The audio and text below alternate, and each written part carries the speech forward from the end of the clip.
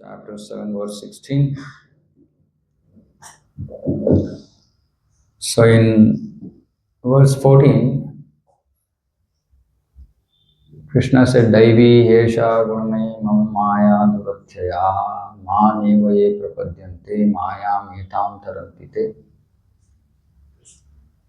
Daivi hesha gunamai. So Krishna is saying, this material energy which attracts all of us, this material world and everything that is there in the material world attracts all of us. And Krishna is saying that is my divine energy. And this divine energy is very powerful. Mama Maya Duratyaya. Duratyaya. The meaning of Duratyaya is very difficult to overcome, win over. Mameva ye prapadyante mayam etam tarantite. Mameva. One who surrenders only to me, he will very easily be able to swim over this ocean of Maya. And we discussed saying that this Maya is our meaningless attraction to this material world. Everything that is there in this material world to which we are attracted is temporary. Nothing is going to be permanent. But we are still attracted. But we are not going to take anything with us. More, not only that, Prahlad Maharaj also said, Punat Punat Charvita Charvananam. We've already chewed this material world. We've experienced this again and again and again and again and again and again and again. So Krishna says, but she is so powerful that one doesn't realize this. She doesn't allow us to realize this. That this material world is an illusion and it's just, mental concoction. That there is nothing really, there is nothing like happiness in this material world. It's all in the mind. So he says, one has to surrender to me only. And then in verse 15, Krishna talked about 4 types of people who don't surrender to Krishna. Namam dushkrutino moodaha. Dushkrutina. Kruti means intelligence. Dushkruti means bad intelligence. Mooda, 4 types of people with bad intelligence. Who are those? Mooda, fools. Naradama, lowest of mankind. Maya Parta Gnana, whose knowledge has been stolen by Maya. Asuram Bhavamashritaha. Those who have taken shelter of demoniac principles, demonic thought process. So who are these Moodha? We discussed this. Moodha actually means fools. As compared to donkeys. Donkeys, beasts of burden. We are called in English beasts of burden. What does burden mean? Carrying something heavy. So they are meant to carry something heavy on their backs. And what are we all doing? We are also doing the same thing. So who are these fools? Fools are those who work very hard like donkeys. Their goal in life is just to work hard. What is the idea of working hard? Earn money. What is the idea of earning money? Enjoy. So this type of people, Krishna is calling them dushkrutinaha moodaha. They're wrongly using their intelligence to try to extract something out of this material world. Which is why we have to always remember this, sugar cane juice. So if you see that person who's extracting sugar cane juice, right? He puts that sugar cane stick multiple times, 2 times, 3 times, 4 times. Then you see there's nothing in it. Still he puts it 5th time. 1 drop fell. Still he is not satisfied. Again he is taking that, he folds it, bends it, and again puts it through that machine. Nothing comes. Then he throws it. This is how we have been trying to extract so-called happiness from this material world. Life after life we have been doing this. And so foolish, right? We know we are not going to get a drop of that happiness. We are not going to get it. So we are working hard. For what? Hoping that we are going to get some happiness. Hoping. We are hoping. Hope against hope.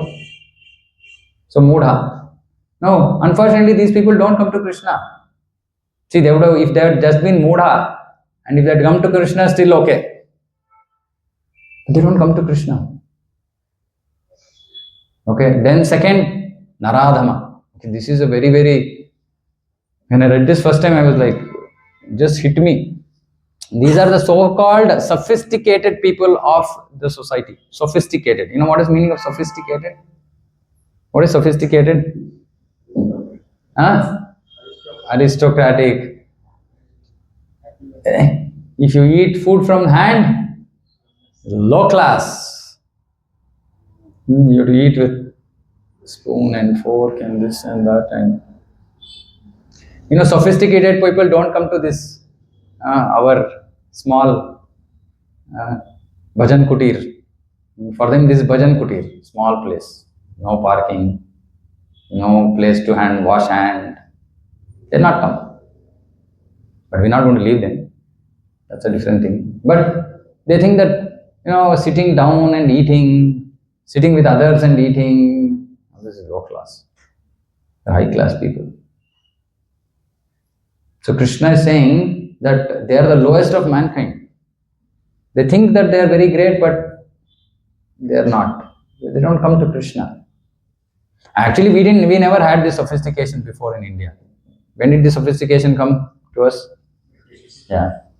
Previously, sophisticated used to be only Kshatriyas, kings. That also, it used to be cultured sophistication, not like this kind of, animalistic sophistication. No, it was not that. Anyway, the third one is Maya Aparta Gnana, whose intelligence has been stolen by Maya. Very, very intelligent people like scientists, philosophers, poets,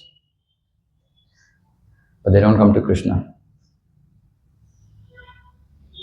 And Asuram Bhavam Ashritaha, last class is grossly atheistic. They just openly refute. No, God is not there. There's no God. Man is only God. So Krishna is saying they have intelligence, but they're misusing their intelligence. And they're misusing their intelligence to such an extent that they are not going to come to Krishna.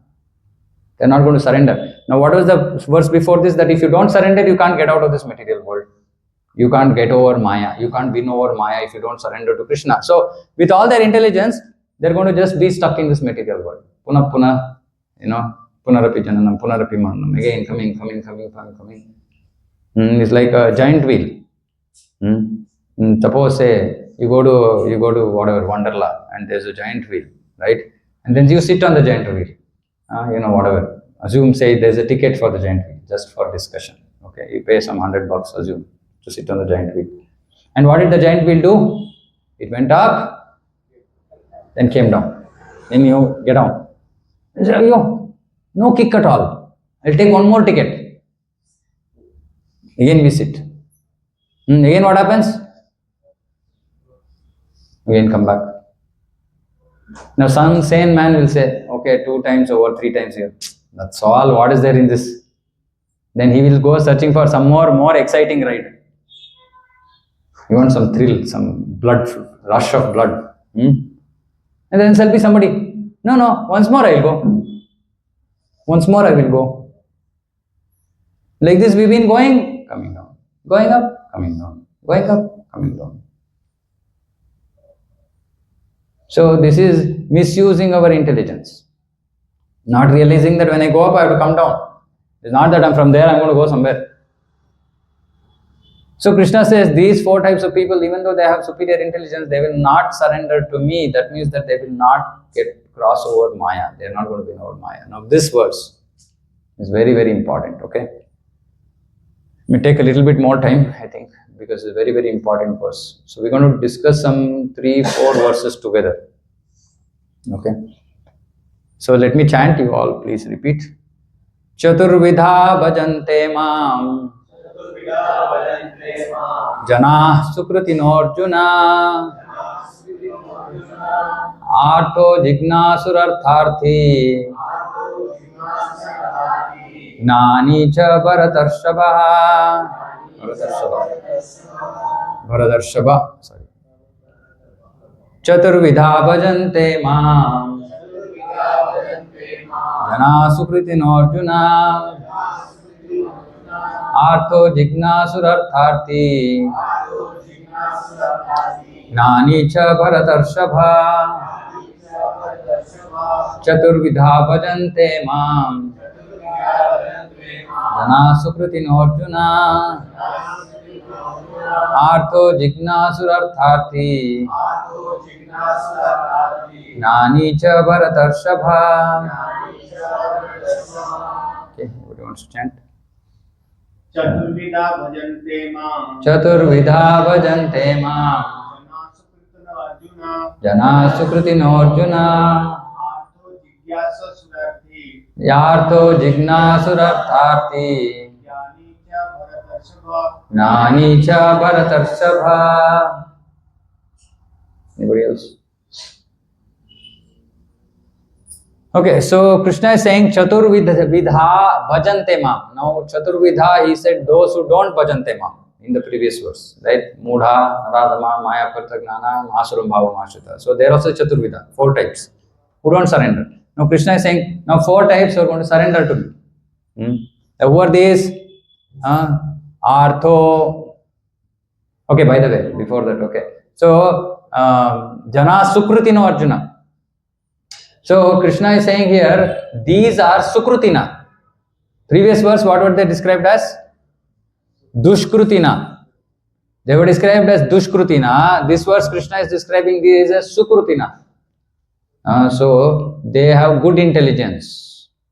Okay, now this word Sukruti, and there's another meaning for this word Sukruti. Sukruti means Punya. Punya. Okay. And Dushkruti is a result of Papa. Become bad intelligence because of bad acts. Now, there are 2 types of Punya. It's very important to understand. Please hear attentively. There are 2 types of Punya. Okay. One is called material Punya. Now, what is the result of this material Punya? The result of material Punya is happiness in your next life, in the form of Janma, Aishwarya, Sutta, Shri. Janma, good birth. Aishwarya, lot of wealth. Sutta, good knowledge or education. And Shri is beauty. So if you have any of these, it is not a result of this life's doing. While we might think, oh, see, I worked so hard, I earned so much of money, etc., etc. Okay? But it's not because of just this life's action. This, because of your punya in your past life, you are made to work in that way, and when you worked in that way, you got some money also. That's all, right? Of course, now we can think about somebody who is beautiful or handsome. They didn't do anything about it, right? In this life, somebody might say, okay, I'm applying cosmetics. Okay, but still, that if there is some natural beauty, that's not a result of anything that they can do, that we know, that we can understand, right? So when you do punya, material punya, you get these 4 kinds of things. And generally, such people are happy.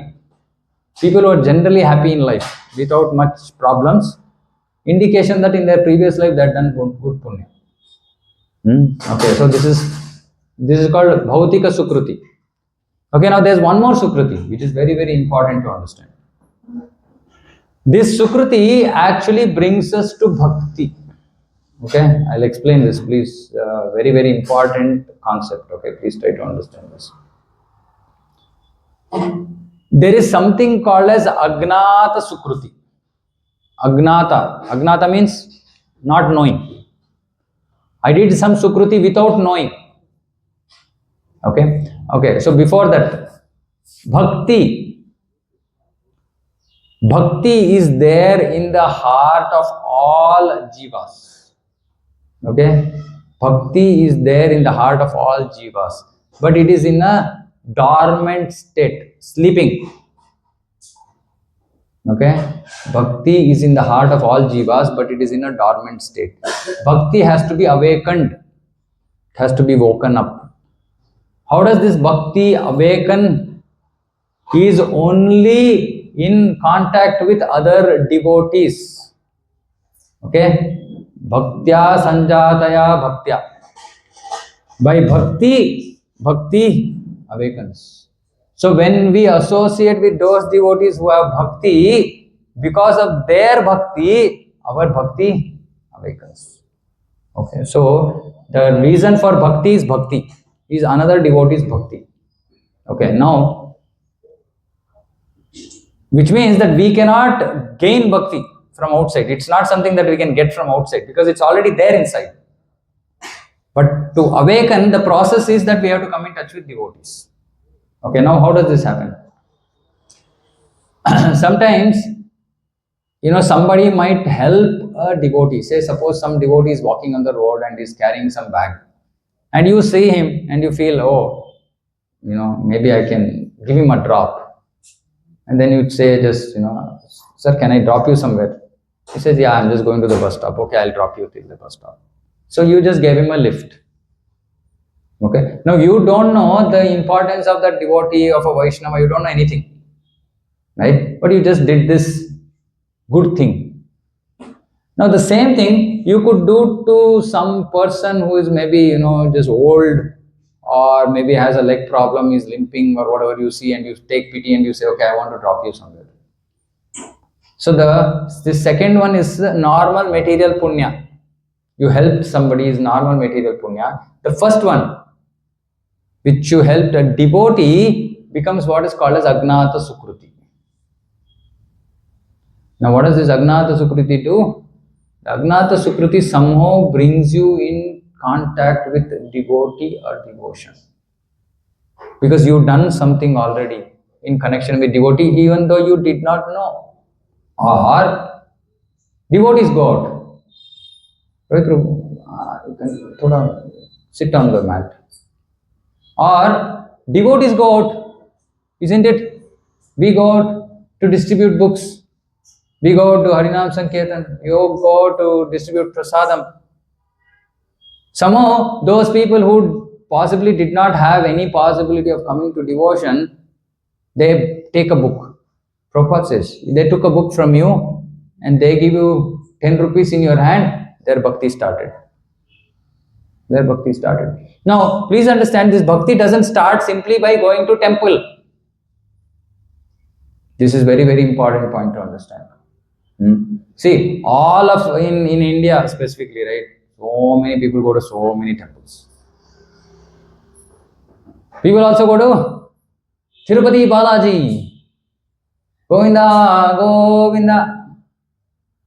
Every year they go. Yearly they go twice. But no guarantee that they are going to become devotees. Why? Because what are they going to do with Govinda? Business. Govinda, 1,000 rupees I put. My requirement is 10,000 rupees, that's all. What is 10,000 rupees for you? So they are going to temple, but they will not become devotee. They are only going to do business. Business-minded person is not considered devotee. Person who goes to the temple is not considered devotee. Devotee is what? Who is devoted. What is the meaning of devoted? Yeah, some connection. There's some connection. Right? Not business, not for business dealings. So we can keep going to temples all our life till we meet a devotee. You are standing in the line, suddenly some bunch of people came from ISKCON and they're doing Harinam Sankirtan behind. And you also go and join. Oh, Hare Krishna. Started. Your devotion started. You didn't know. You just felt, like 10 minutes I did some kirtan with some devotees from ISKCON. You got contact of devotees. Your devotion became awakened. So this Sukrutina, Krishna here is talking about the material Sukrutina. Meaning, even if you've done some little punya, okay, there is a possibility that you might come to Krishna or devotees. There is a possibility. It's not that it is a rule, generally you will be more pious, and there's a possibility that you might come in touch with devotees or devotion. Otherwise, what are those four people? Artho means one who is in need of money. He is some monetary trouble. He needs some money. Okay? Artharthi means he has some material difficulty, some problem in life. Okay? Jignasu. Now this Jignasu is interesting. Jignasu doesn't have any material difficulty or any problem in life, but he's just curious. He's thinking, oh, how is this world created? How are these things happening? What basis is this world working? He's just inquisitive. He's inquisitive to get answers. He might also come to Krishna. And finally, Gnani. Gnani is a person who is in knowledge. So I'll explain this. Now see, the person who is Artho or Artharthi, one who has come to Krishna because he wants some money or because he has some material problem, they have come to Krishna for something in return, right? It's okay, not a problem. Okay. Because Krishna will fulfill that desire. Krishna will fulfill their requirement. Right? So many people go to Balaji. Every year they're asking something or the other, and they're getting it. It's not that they're not getting it. It might take for some time, something might take 1 year, something might take 5 years, something might take 10 years, but they have trust.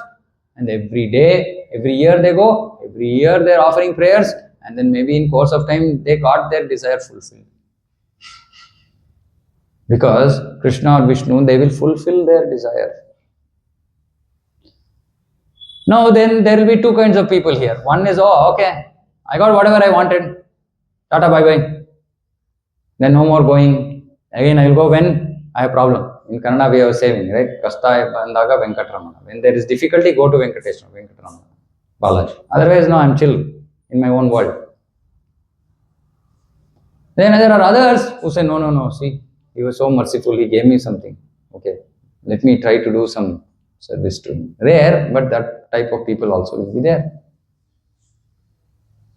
Now this Jignasu, he is also in some way wanting something because he wants his curiosity to be answered. He wants his questions to be answered. So he's not coming without any need.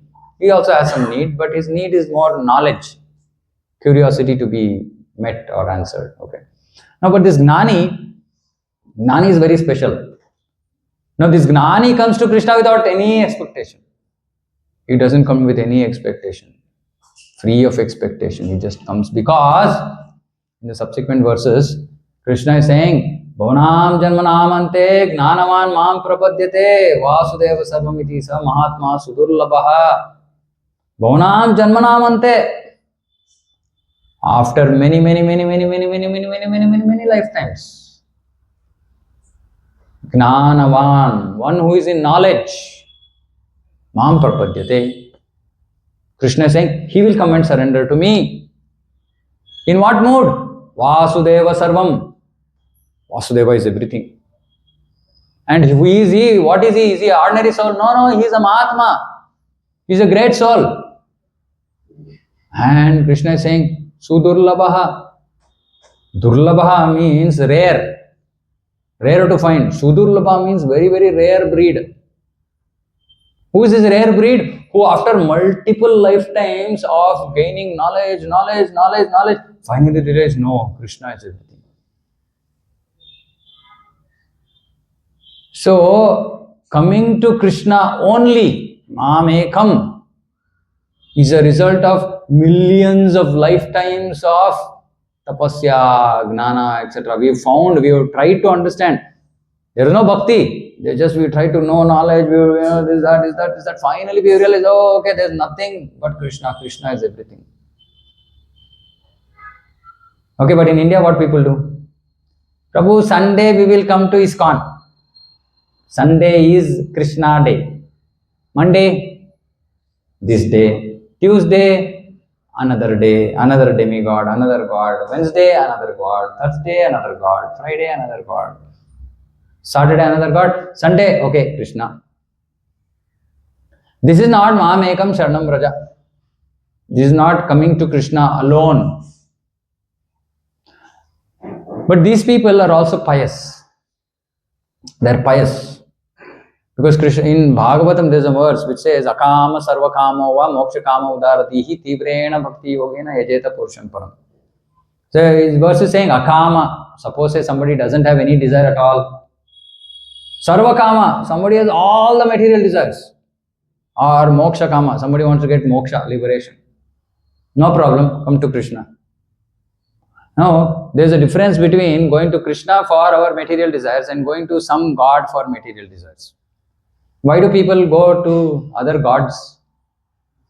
Desires. So in the next verse, just go to the next verse.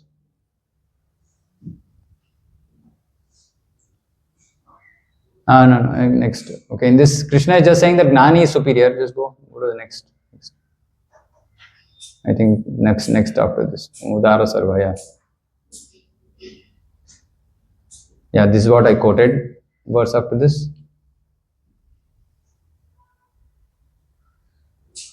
Yeah, Kameste Ritagnana Prapadyante Anya Devataha. So Krishna is saying they will go to Anya Devata.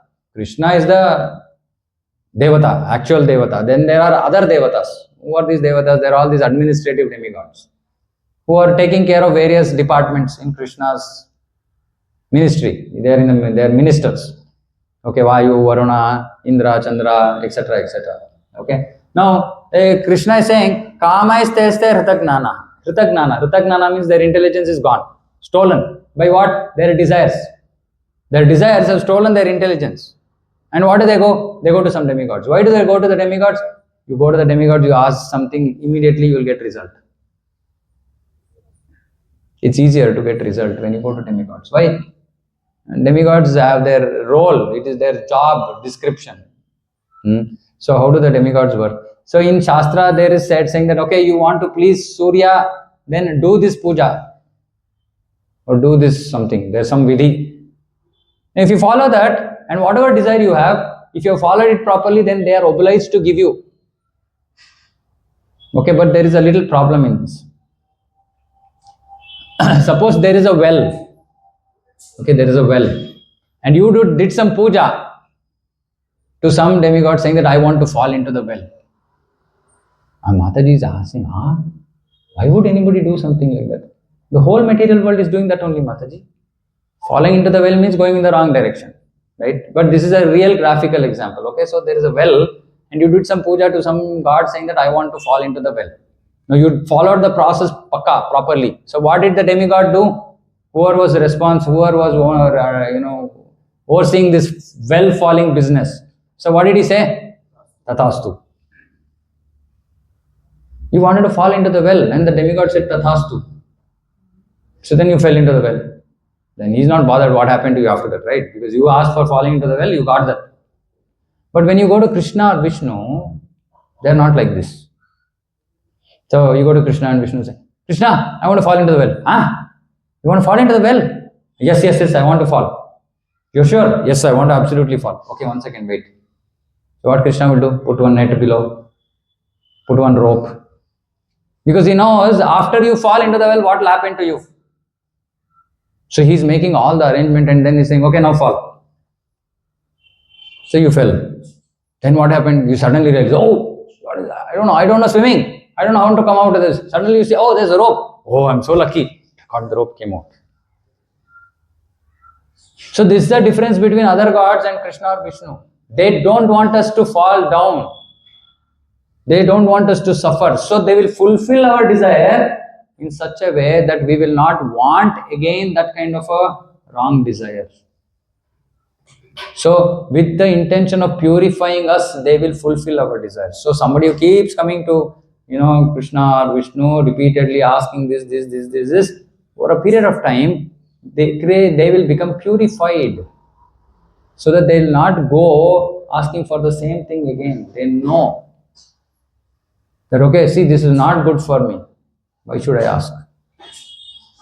So this is the beauty about coming to Krishna or Vishnu. Not only our material desires will be fulfilled, but we will also become purified. And eventually we'll come to a stage where we'll say, no, no, no, why I want to ask? Why should I ask? Why should I not ask? Because Krishna knows everything. So why should I ask? Krishna is in full control. He can do whatever he wants. Why should I ask? He is my well-wisher. So he will do what is good for me. Why should I ask? So devotee stops asking anything from Krishna because he gets the faith in Krishna. So even if somebody comes to Krishna asking for something, Krishna is saying, it's okay, come. But he's saying, don't go to other demigods. Because you are just going to fulfill your desires, but they will not worry about your welfare.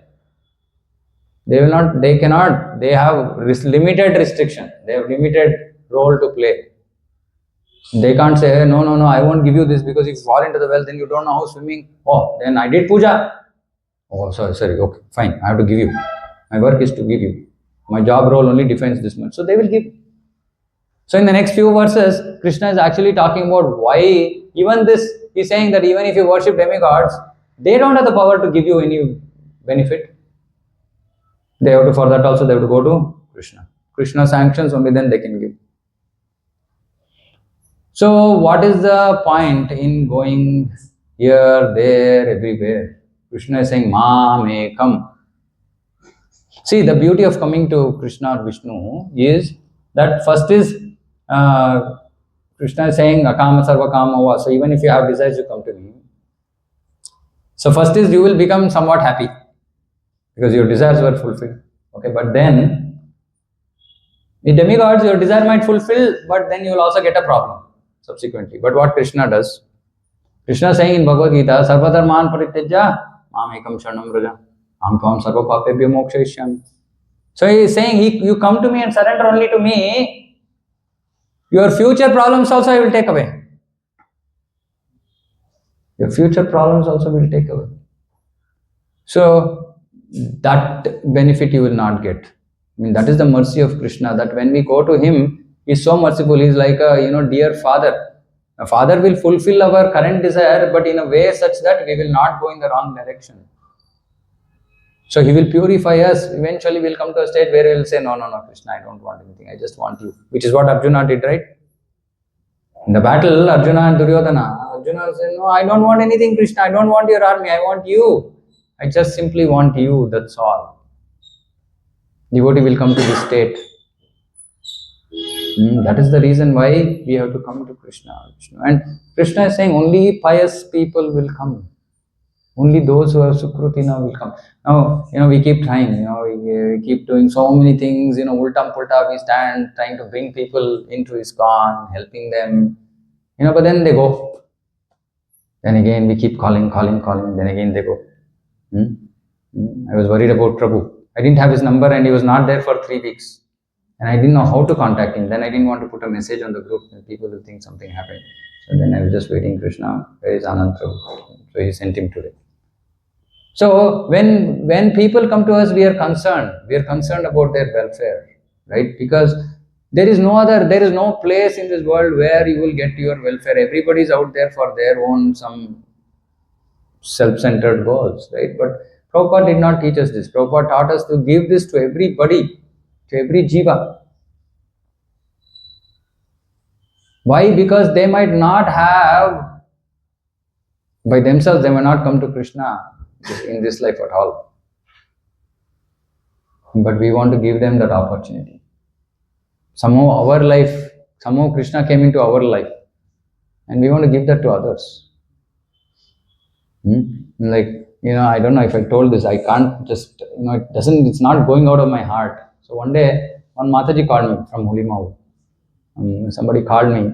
My number was there somewhere, I don't know where it is. So I said, Prabhuji, so she was Hindi speaking. So she said, मैं इस एकादशी व्रत में मैंने enroll किया है. So she's saying, I enrolled myself in the Ekadashi Vrata. I said, okay, very nice. Then, literally I think she had tears in her eyes. She was talking, she said, Prabhuji, हमने कभी भी सोचा नहीं था कि हम भगवान की मंदिर बनाने में जुड़ सकते हैं. She's saying, I never thought in my life that I will be able to contribute towards building Krishna's temple. She was saying, आपने इतना आसान कर दिया हमारे लिए. Then she said, but I can't give 250 rupees every Ekadashi. Just see. And she said, I work in a garment factory. I have a lot of responsibilities. I can't give 250 every Ekadashi. Maybe once in two Ekadashis I will give 250. I said, it's okay, Mataji, give whatever you want. And I literally had tears in my eyes, saying that, one Jiva calling, saying that, she got an opportunity to do service to Krishna. This is devotion. This is devotion. It's not like she's sitting on crores of rupees or lakhs of rupees also. But what is her heart? Saying, I can give 250 rupees to Krishna every month. But that she's so happy that she got an opportunity to use the 250 rupees to, contribute in Krishna's building Krishna's temple. This is what moves our heart. This is what Prabhupada taught us. Go and give this. Give this. So many people are out there who want this, who are the punya, the sukruti. But if as devotees we are sitting at home saying that, it's okay, I have my job from Monday to Friday, then I want rest, I want to sit at home, I want to relax, I want to spend time with family. How are we going to distribute mercy? How are those people going to get mercy? That is why this verse is very, very important. Somehow we have come by Krishna's mercy, by devotees' mercy, but we cannot be sitting at home. We have to go out and distribute mercy. You can't just sit here and say, please come, please come, please come. People will go like this on the main road, right? Who will come here? Nobody will come.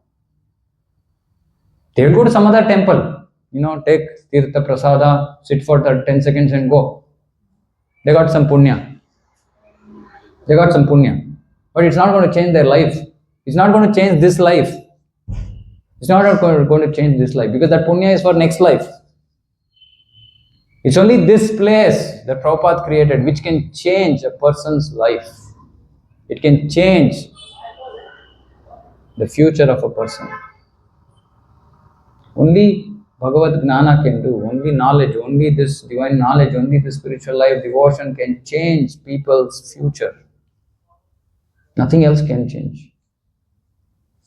So we should understand, if Prabhupada would have been sitting in Vrindavan, just imagine, Vrindavan, Radha Damodar Mandir, Rupa Goswami Samadhi, Rupa Goswami Bhajan Kutir, why would you want to go anywhere else? It's the most auspicious, best place in the whole of universe. Why would you want to leave that and go? Otherwise, we won't be sitting today here if he had not left his house that day, that kutir. To give this to people. Which is why, for me at least personally, only desire is to make, like I keep saying, every person in this area we are present has to become devotee. Everybody's life has to change. Today I was giving a class in Hiranandani, and then you're talking about culture. And then, I was saying that, we are losing culture. We have lost culture already and we are fastly losing culture for a very fast pace. And I was saying that, Mataji, don't feel bad. Okay? You only. Shrija Mataji. Yeah. Because I spoke about this before and you had tears in your eyes. So don't feel bad, I'm telling you right now. So then I was talking about, how women can actually protect the culture of the house. Right? And then so I was discussing this and there's one Mataji who then after the class I said, so she was saying that, see, I also felt like this few years back and then I left my job because I wanted to be with my children. And I wanted to cook and, feed them and take care of them and love them and all that. And she said, see, when I go to other people in the apartment complex, they look at me saying that, oh, you can't even own a cook. She was saying this is how they look at me. They're all rich people, right? And for them, cooking is not important activity. Dressing themselves nicely, going to some kitty party is an important activity, right? Not cooking for children, taking care of their children is maybe not important. So she was saying, people are looking at me and asking like this, what should I do? I said, see, you've done something which Krishna is recommending in Shastra. So why should you be concerned about it? You should be happy that you took the right decision in your life. Right? And you say, and I told him, say, we will do the effort of distributing this culture to people. We will educate people about what they should do, what they should not do. Eventually, even if 10 people adopt, those 10 families' lives change. Isn't it? And I said, see, if women can make up their mind, they can change this whole world. It's all in their hands. And we think that men are, we are this, we are that. No, we are nothing. We are puppets. The real power in the house is in the hands of cultured, devoted women. They can change everything. They can change themselves. They can change their children. They can change their family. Like this, 10 families changed. One locality changed. And this can keep growing till whole city can change, whole country can change, whole world can change. So somehow or the other we have to do this. We have to participate in this, giving this, opportunity for everybody to become a devotee. And there are two kinds of devotion. One is called Shuddha Bhakti, the other is called Mishra Bhakti. Shuddha Bhakti is called pure devotion. Mishra Bhakti is called mixed devotion. Shuddha Bhakti, here Krishna is saying that Gnani is a Shuddha Bhakta because he comes to Krishna without asking anything, not for asking anything. So when we come to Krishna just for his pleasure, just for serving him without any requirement, that is called pure devotion. When we come to Krishna and we also have some material desires, it's okay, it's called mixed devotion, it's okay. Provided over a period of time we desire to become pure. How will we desire to become pure? By Shravanam. By hearing, saying that mixed devotion is not top class. Pure devotion is top class because pure devotion is called Sri Krishna Akarshini, which means that pure devotion attracts Krishna. Krishna is not attracted by anything else. Krishna is only attracted by pure devotion. When devotees come to him not for anything in return, but just to please him, to serve him, to make him happy, Krishna feels very happy. He is attracted towards such devotees. And when he becomes attracted by such devotees, he says, Yogakshemam Mahamyam. I will take care of your house, don't worry. This is the promise Krishna gives in Bhagavad Gita. But that requires pure devotion. And Prabhupada says, the other three categories are mixed devotees, but it's okay. If they associate with pure devotees, they'll also become pure. Not if they don't associate. Otherwise, they'll keep going to the Govinda and every year asking. They have to somewhere meet a pure devotee. Or they should get Prabhupada's book in their hand. Then they will become pure devotee. Then they will not ask. Then they'll say, no, what can I give Krishna? Not what can I ask from Krishna. What can I give Krishna? This is the mood of a devotee. Devotee is in the mood to give, not to take. What do you think? Yashoda Mai was giving or taking? Giving love, giving herself, her whole existence, day in, day out. Mom, from that, and no sleep also, 24/7, is just worrying about Krishna. And what is he worrying about? Oh, just like other mothers. Oh, my Krishna doesn't eat food properly only. So because Krishna doesn't eat food properly, she makes hundreds of items, hoping that something he is going to like. No, but Krishna is actually eating. Because Krishna doesn't eat the food, Krishna eats the love. The devotees are making those items and he eats all. But mother is saying, in her eyes, Krishna is not eating enough. Yashoda tells Krishna, Krishna, see, your stomach is touching your back. She says, your stomach is touching the back, which means that nothing in the stomach. Krishna just said, I just know I ate such a big feast, Maya. No, you will not eat and you will now go to the forest and again, you won't eat anything. So like this is love. This is love and Krishna wants this. Krishna doesn't want. Krishna, you are anyway Supreme Lord, no? Why do I have to give you any food? This is not love. Love means, Krishna is a boy. Krishna eats, Krishna goes out. Krishna will get tired. Krishna's friends are there saying, Krishna, you take rest. We will fan you. Somebody will come and press his legs. This is love. This is devotion. So we have to come out of that, and if we remain in the business mode, we cannot engage with Krishna like this. Krishna will not let us near him at all. You say, go, you're business guy, you be far away from me only. Krishna will not entertain business people near him. Says, you be there only, you keep asking, I'll keep giving. But you be there only, don't come to me. But then those who don't ask, who want to give, Krishna wants them. You come, I want you to come. And Krishna is waiting for such devotees. There's one very beautiful scripture called Brihad Bhagavatamrita, in which there's a boy called Gopakumara. Like us, he also started some sadhana, he found a guru, he started chanting some mantra, etc. But he did not know much.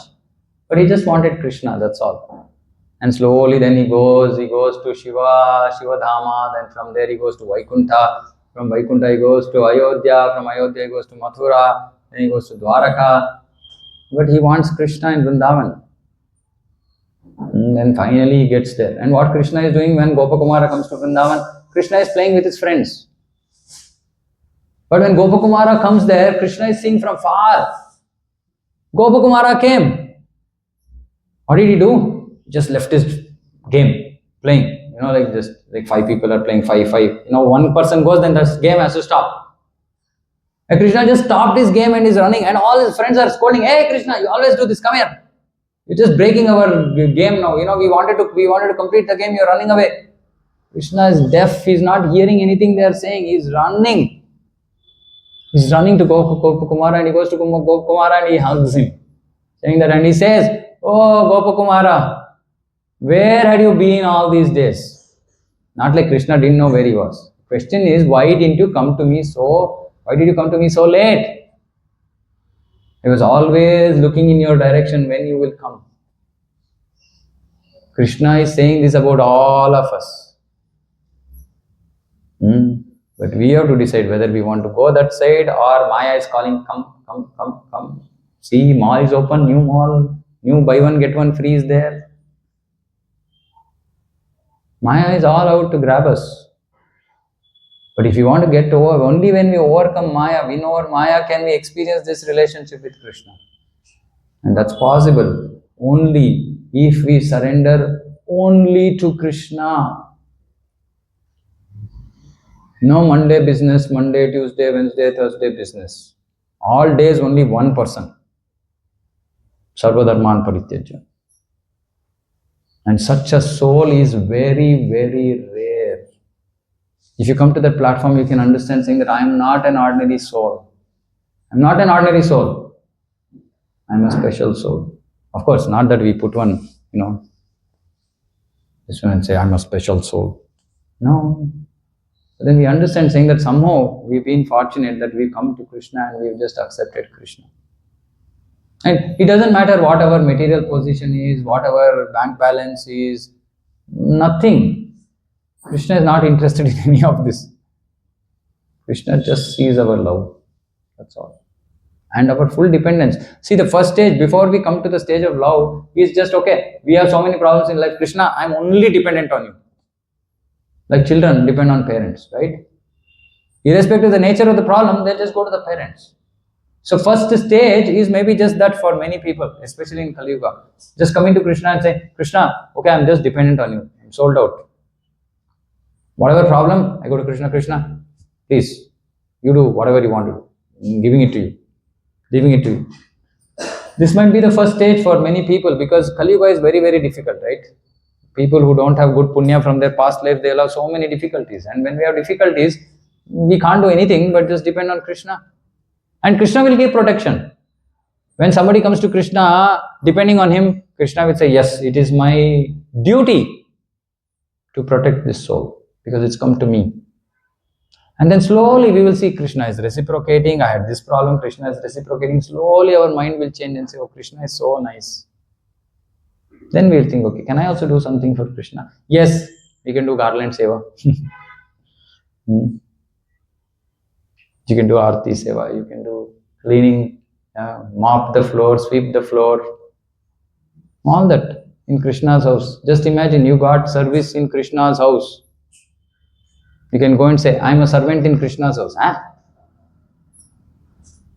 Not that I got some job as a maid in somebody's house. No, I got a job as a maid or whatever in Krishna's house.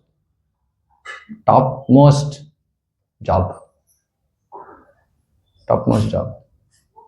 Okay, so it's very, very important that we actually come to Krishna. See, we are right now, we are just in like baby, we are putting baby steps in devotion.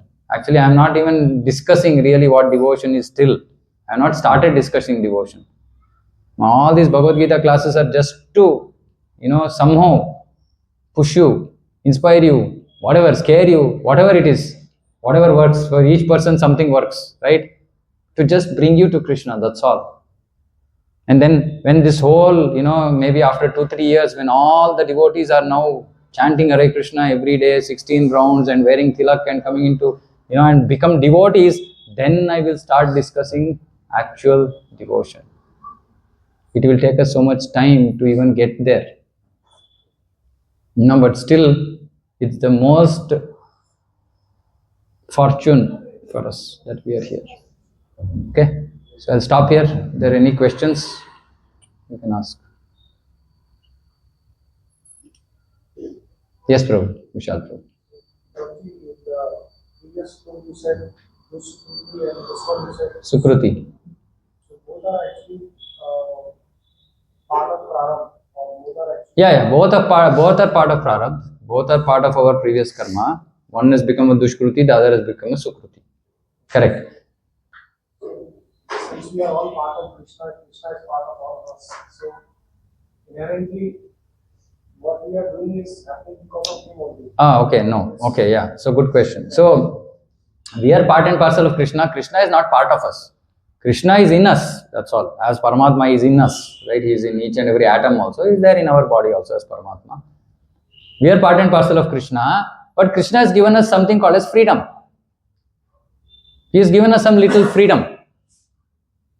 Right? Like, see, suppose you have children, you are giving children little freedom, right? Like Amoga is there, father and mother have given him freedom, saying that play around.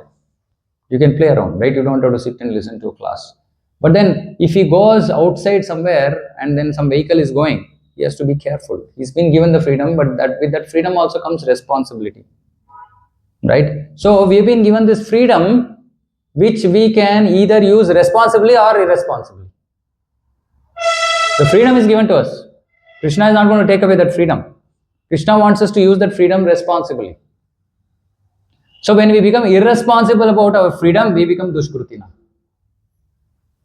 And we become responsible about our freedom, we become Sukrutina. That is the reason that one has to hear. Saying that this is misuse, this is Dushkrutina. This is good use, this is Sukrutina. We have to know, because we don't know. We don't know, we have to hear. Now somebody might say, Prabhu, I'm not doing anything bad to anybody. I'm living a simple life, nice life. So is it Sukrutina or Dushkrutina? Now I'm a little bit putting you into a situation. It's practical application of today's class. So I'm giving you an example. So somebody says, oh, I'm very, very good person. I'm not troubled anybody. I don't give difficulty to anybody. I also once in a while here and there give some charity also. This is a good person. Is this a Dushkrutina or Sukrutina? From whatever we discussed. Huh? Both? Bhautika Sukruti, okay.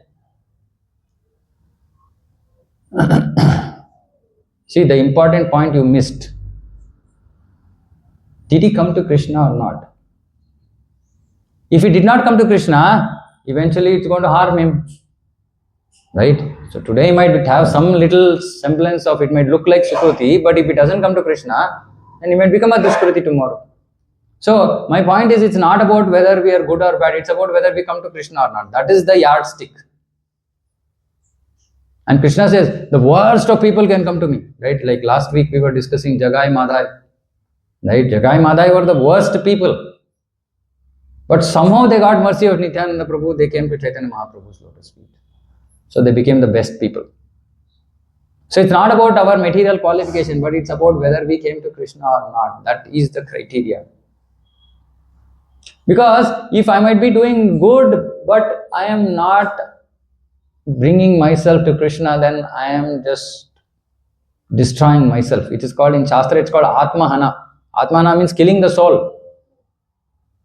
If I am not coming to Krishna, then I am killing the soul. But this is all because of my free will, misuse or good use of my free will, freedom. And for us to know what is good use or bad use, we have to hear from Shastra.